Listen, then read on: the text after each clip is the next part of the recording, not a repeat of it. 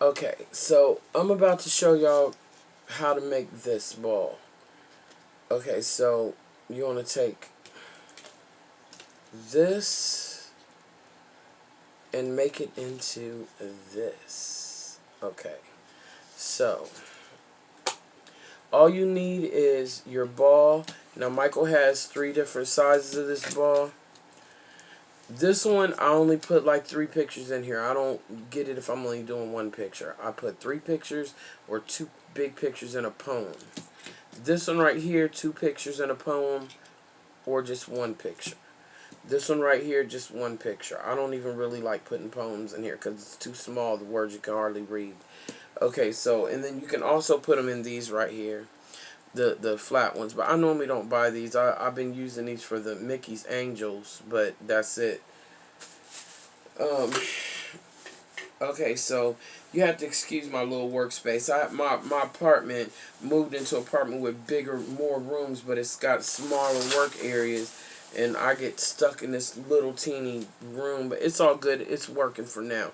But anyhow, this is how I print my pictures up. I either print it up in the one that makes 9 on a sheet like this, or I print it up where it makes 4 on a sheet like this. It depends on what size ball I'm doing. If I'm doing the 9 or the smaller ball, this is the one that I always use. If I'm doing the second ball, I either use this size and cut down what I don't need, or I use this one if it's a big face picture like that and it's more than 1 picture in it. So yeah, so anyhow, I go print up my pictures. If anybody needs help on how to choose to select the settings to make the picture print up the way you want it to print up on a desktop, I have a YouTube video for that, and I could send you a link to it. I don't ever sure it was just something I was showing my friend Tiffany, but I can let you see that video. So anyway, you choose which. I'm going to use this middle ball. This is my most popular ball. That's the one I do the most of. And then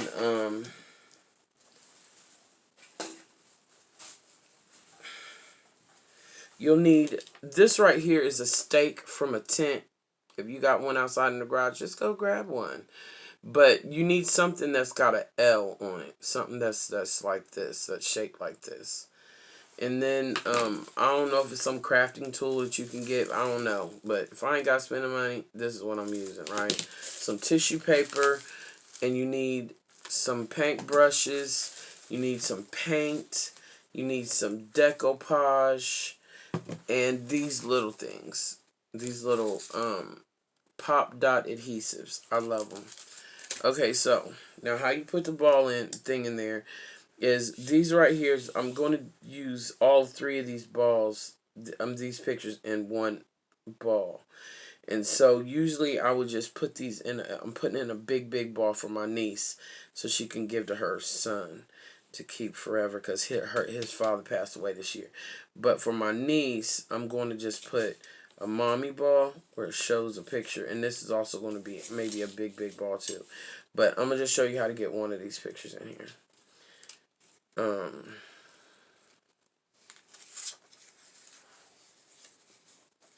So you take the picture. Usually if you're doing more than 1 picture, you want to roll it up together and put it in there. But I'm only going to show you how to do one because I already got the other one done. So you just want to take the picture, roll it. Don't roll it real tight. Just roll it kind of loose. Just enough to fit in the ball. You want to put it in there how you want it, upright. You don't want to put it upside down because it's trouble trying to. It'll open up on its own. So then this is where this comes into play. This is how you put it where you want it to go. It'll just you messing around with it, it'll open it back up on its own. It's not going to open all the way, but you got a solution for that. Okay, so once you get it where you want it to go, make sure that when you put your picture in there, you don't put it where the seam of it. You can make a mistake. It's not really that big of a deal, but to me, because of workmanship, it's a big deal to me. So you don't put it where the seam is. You want to find a real clear spot, because some of these balls be scratched up. Now I found out at Michael's they don't be so bad, but like at Walmart, oh, they be terrible. Okay, so once you get it where you want it, you get one of these dots. Now you're using a double-sided not because you're going to use both sides of it. You just have to have some way to put the dot in there.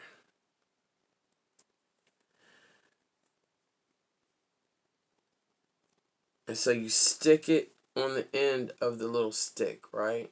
See that? You could put it on there before you put the picture in there, but it keeps on. I don't like it because it keeps on sticking and your dot gets stuck somewhere and you got to try to fish it out. I ain't got no time for that. And so, you just find the end of it and just stick it on the corner. When you get it where you want it, you just stick it on the corner. Twist your thing. Twist it. And it'll release the thing. It'll release the picture. Now what I normally do is get a little concave bend in it. See that? Don't bend it all the way, because once you bend it, it's not going to bend back. I get a concave bend in it. It moved from where I wanted it. So when I did that, so I got to fix it. It got that little concave bend in it. I like it like that. And don't bend it too much or you won't be able to get it to come back out. So I usually put one on the top corner and one on the bottom corner.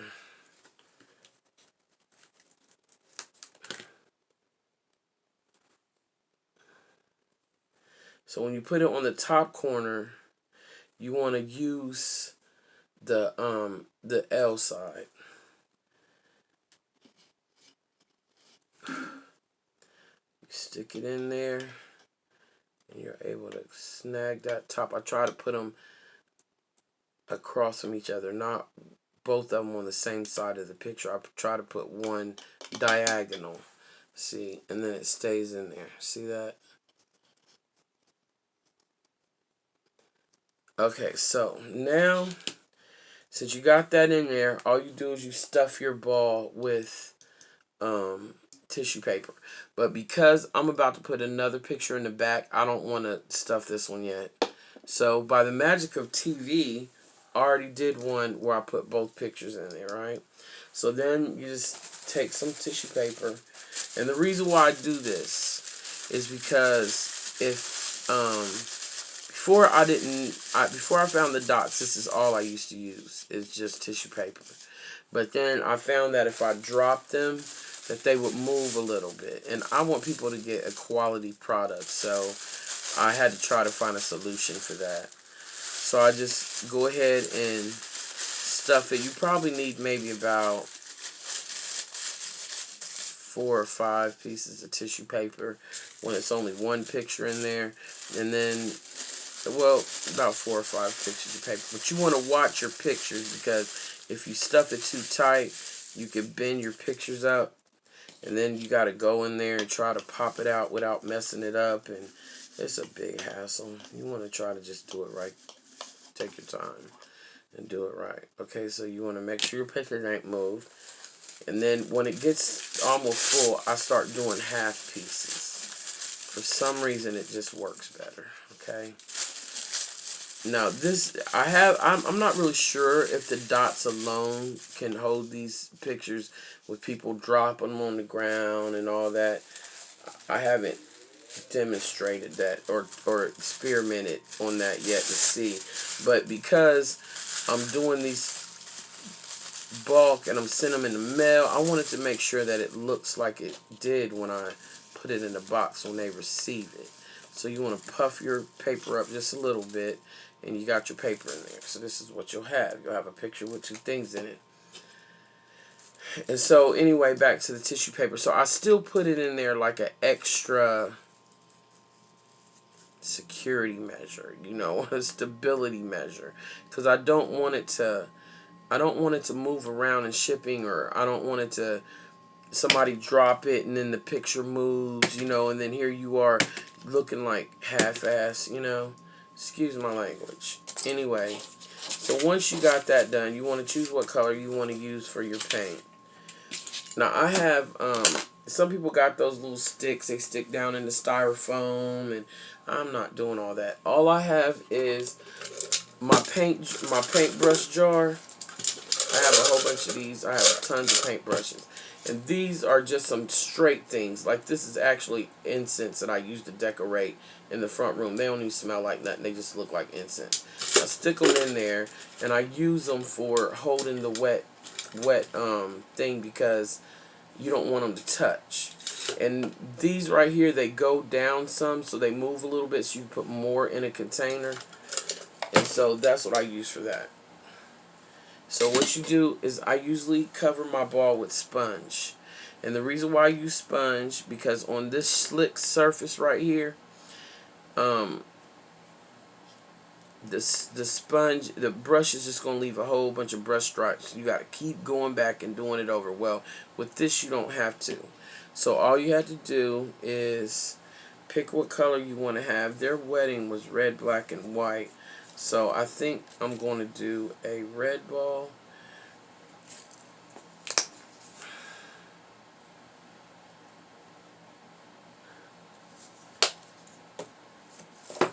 Now, when I found that when I do metallics on this glass ball, if you just do metallics, you got to put it on there real thick, or you got to keep going back and make sure you got full coverage, right? So instead of doing that, I just use the color that I'm going to use, and then I'll put them on the set. When I go back to, you know, check and see if I got all my spots, I'll just go ahead and put some of that, do a second coat, and I put the metallic kind on top. But anyhow, you just want to go over the picture just a little bit. You don't want to cover up their faces or whatever, just the edge of it.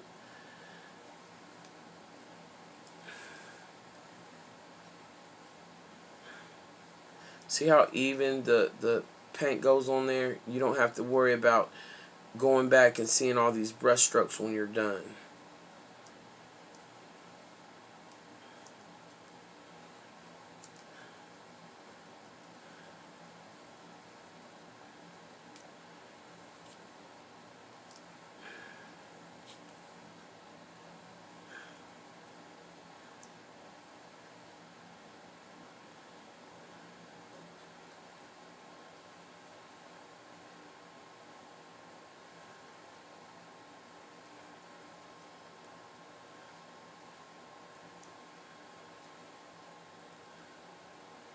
Okay, now once you got it all done, paint it.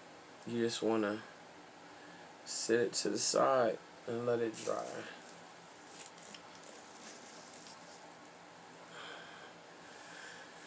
And we'll be back. Okay, so once it's dry, you want to, okay, now this is why I tell you white tissue paper. White tissue paper, because if you don't use white tissue paper and use, like, say, a blue one and a white one, the white part is going, you'll be able to tell the difference when you get done painting. Even if you paint on top of it, it's going to have a different shade on the background, and it'll just look like a mess. So just, you can see the paper here through here anyway, but you're about to put a second coat on here, so it's not like it's really that big of a deal. So I got my metallic, right? This awesome metallic red,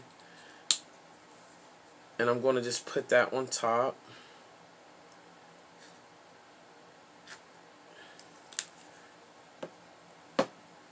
For my second coat, instead of doing another coat of red, because I want it to be opaque, I don't want you to be able to see the filling. I always try to do a second coat, right? So you don't have to put the paint on real thick neither. You know what I'm saying? Some people just be going overboard.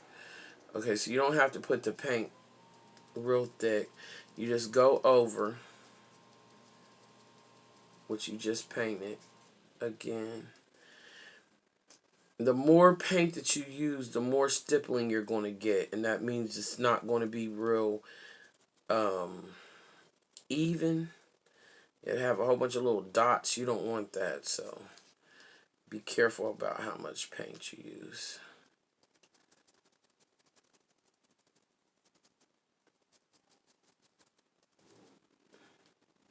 Now, don't leave the boogers. Don't be lazy. If you get a paint booger, just get it out. Don't be lazy.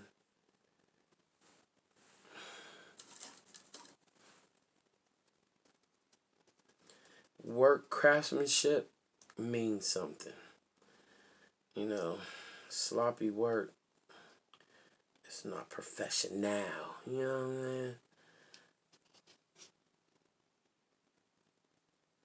Okay, so make sure all the edges of all your pictures are covered, right? Even if it covers the picture a little bit, just make sure all the edges are covered. You're going to work on that later. Now I'm about to blow dry this real quick, and then I'll get back with you.